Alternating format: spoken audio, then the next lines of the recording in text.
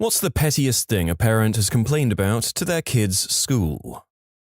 For silly fun at the end of the term, I showed an episode of Mr. Bean. He was washing his clothes and pulled out a dress accidentally and put it on.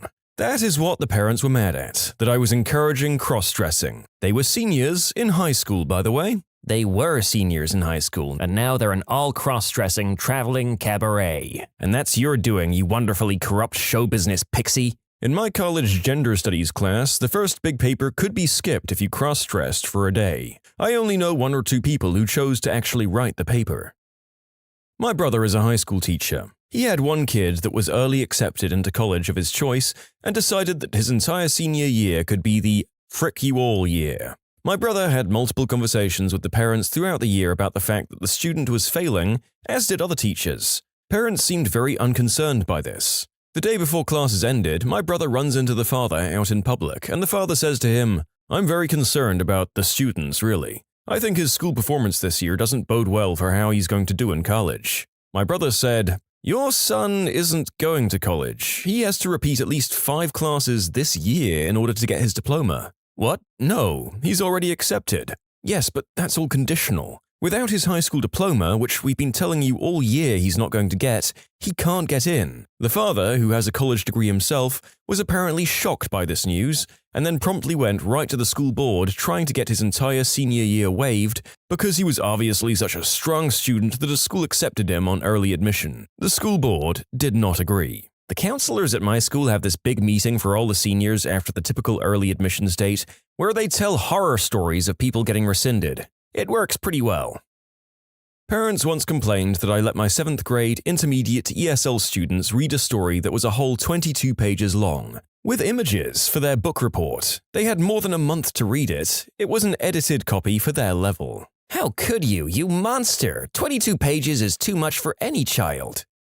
Honestly, even as someone who speaks their second language on a daily basis, the idea of reading a 22-page book is kind of daunting to me, even if I could do it in, a day or so. But I am a dummy, and it's probably good for an official curriculum for these kids.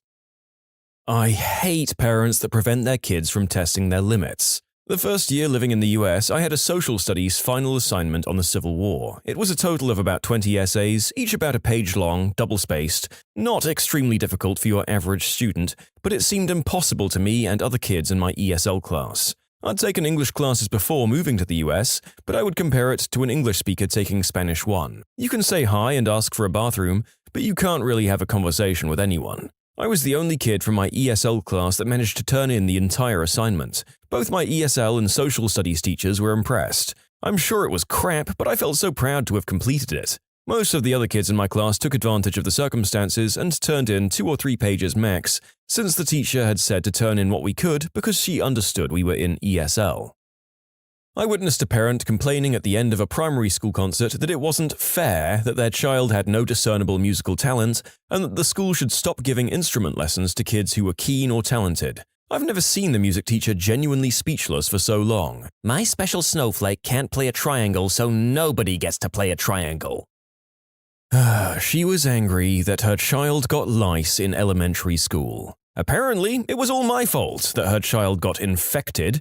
After they got the lice out, the mum was adamant that her daughter not be hugged by anyone, or that she shouldn't get too close, but also never specified what too close actually was for me to attempt to enforce. All this so that she didn't get infected again. This is 1st grade. Trying to keep kids away from each other is like herding cats. This same parent complained to me that I was calling her child by a shortened version of her name, that the child asked me to use. These are just from this year. My kids all got lice in elementary school last year, and I still didn't blame anyone. I just muttered while combing out their hair for like the billionth time. I hate lice. I have my students wash their hands before lunch. Apparently, I'm being unrealistic with my expectations. Get effed, Dawn. Back when I used to teach, I had a parent once complain that my classroom was too quiet, and as a consequence her daughter and her peers got too much work done, and they felt it was bad for their daughter's brain to be learning so much so quickly. Even worse, I had to sit in a meeting between them and my head of faculty to discuss it. Multiple times, my head of faculty had to clarify that they were actually complaining that their daughter was being taught too well. I bet it just made the parents insecure that their kid might be smarter than them. A parent called to complain that I hadn't put her daughter's late homework into the gradebook yet. I told her, I can't put the homework in the gradebook until she actually turns it in. This parent just kept asking me why I hadn't put it in. I kept replying with, I have nothing to put in, she hasn't given it to me. Finally, the call ended with, ugh, some people just don't know how to do their jobs. For everyone saying I should just put in a 0, I would have if I'd been allowed to. The school didn't allow teachers to put zeros in for assignments until the end of semester. So instead, I called parents every time there was an incomplete assignment and reminded them that it would become a 0 in a few weeks. Occasionally, I would put in a 0 for a few days to scare a kid into getting an assignment done, but only if I knew that it would work.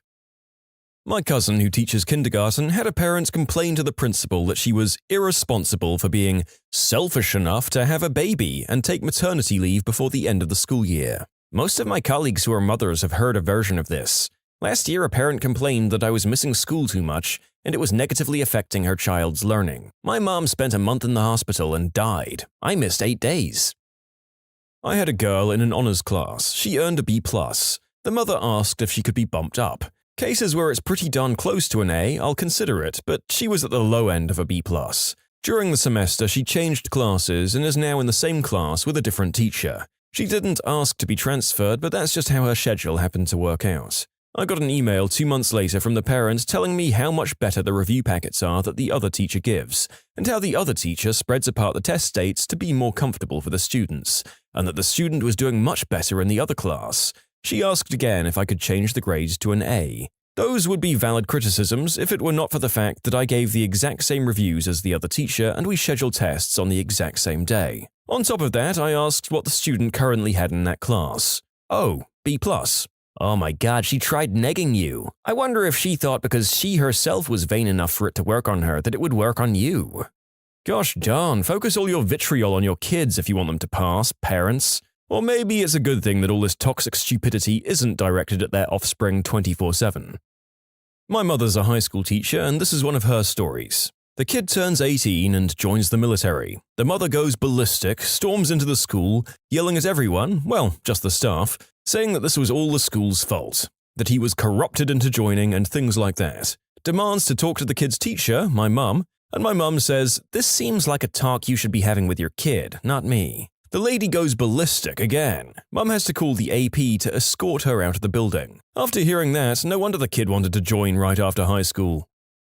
One of my students was the child of a co-worker. Both were huge pains in the butt. Co-worker's mother stormed into the class after school to complain that her son had earned a C+ or a B-, I can't remember, on a homework assignment the week before. She was upset that I hadn't contacted her. I explained that I always immediately entered grades into a system that parents had access to online. Parents could view grades and that school calendar, etc. The school employee who maintained the site? It was her. So she knew how to use it. The co-worker's mother demanded that I contact her personally whenever her son made less than an A, and got upset when I said that I wouldn't. I told her I didn't have the time, I had the work of 2 teachers.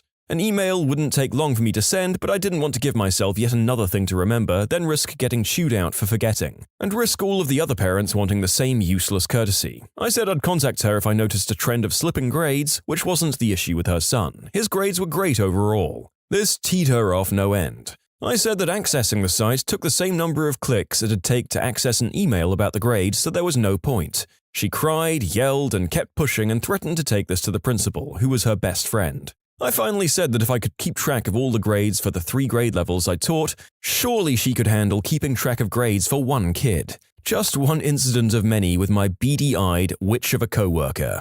This reminds me of a parent I had to deal with just recently. Her son is a good kid, but not a good student. His grades are terrible. His mother emailed me saying that he isn't responsible and asked me to email her the agenda and homework personally every day. Luckily, I have a class website, which they were told about, and upload the agenda, homework, and handouts daily, and just referred her to the site. I still can't understand how she thought that was a reasonable request. I guess that's easier than having a conversation with her kid and helping him become responsible.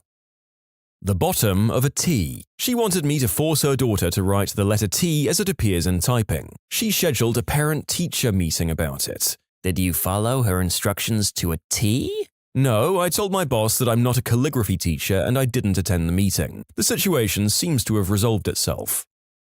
The color of red pen I use. Apparently, it's too dark of a red to be considered red, and if I can't do my job properly using the correct red, I'm unqualified to teach. A dark red pen? I can't believe that people like you are allowed around our children. What if the children see it and confuse it for blood and grow up to become vampires? Ted Bundy only killed people because he couldn't get over the fact that his grade 4 teacher used too dark of a red pen.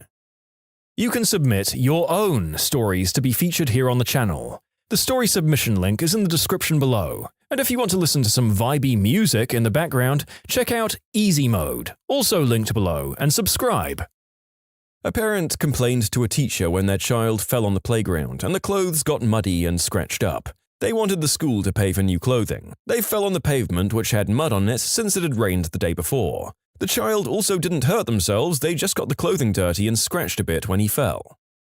I had a screaming parent in my office because of a marginal comment I made on an essay that had received a grade of 95%, submitted by a student who was top of the class. The comment said, and I'm paraphrasing here, "This argument is unworthy of you. Don't be lazy. Find better sources and don't hang your argument on idle assertions." The parent claimed I had called her daughter lazy, idle, fat, mentally ill, and unworthy of being a student at my institution. She actually thought I was threatening to have her expelled or at least barred from grad school. The best part? The girl was a second-year undergraduate. The next best part? It was an open office and my colleagues were openly mocking her the entire time. I just sat there and said nothing. I miss those guys. Just to be clear, because of potential pronoun confusion, the female student had no problem with the comment and was absolutely mortified by what her mother had done and seriously concerned that the interference would damage her academic career. I just laughed and told her I was even more impressed that she'd emerged intelligent and sane from a home environment like that,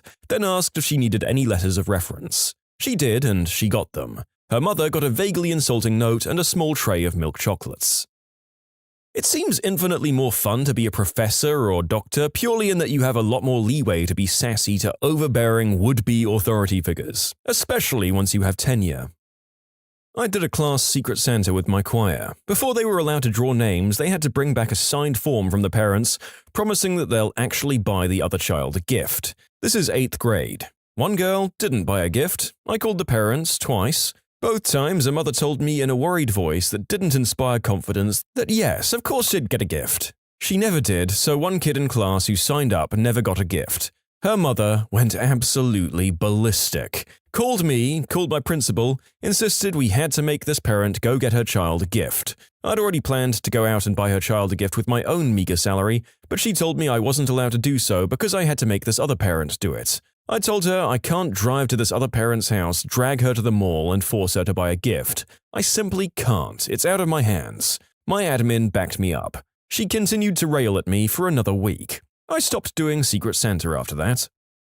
My mum was accused of doing witchcraft in the classroom when she told her kids a chant to make a snow day. The chant can only be done if the snow is in the forecast and the students get all of their homework done. The chant is, "Salami, salami, Bologna, let it snow." She just wanted her kids to do their homework.